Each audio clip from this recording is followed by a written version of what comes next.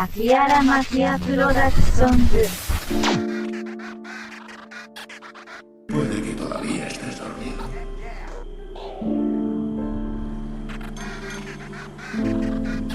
Se puede vivir toda una vida sin despertarse.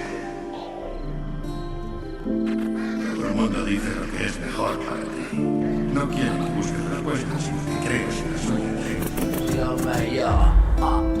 Qué nochecita, bro, y me apetece lento.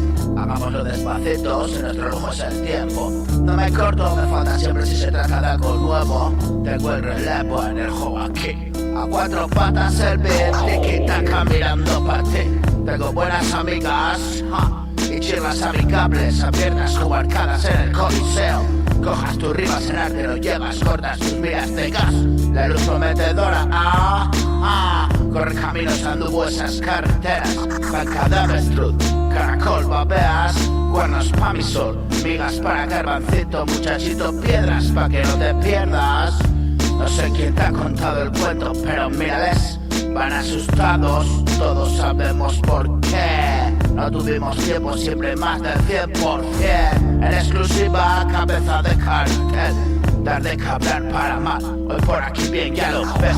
Ya veremos mañana, en vivo lo ves o no lo ves. Vas con todo también, pues bien, cartas a descubierto, culos expuestos, te pierde la pompa y el triunfo.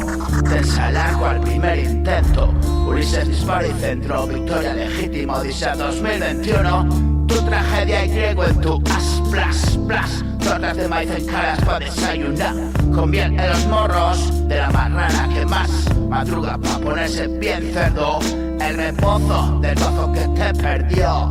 Vengo del futuro, el tiempo en mis manos, bro. Hollywood son letras también. Y el rap hoy, pop contemporáneo. Yo, rap contemporáneo. Hip hop contemporáneo. Yo. El tiempo en mis manos, bro. Hollywood son letras también. Y el rap pop contemporáneo. Mi rap contemporáneo.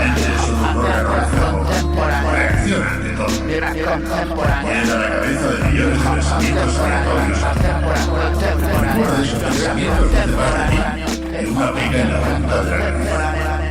La basura está aquí. Esta es tu primera lección. Para sacar todo lo que no necesitas de tu cabeza. Saca la basura.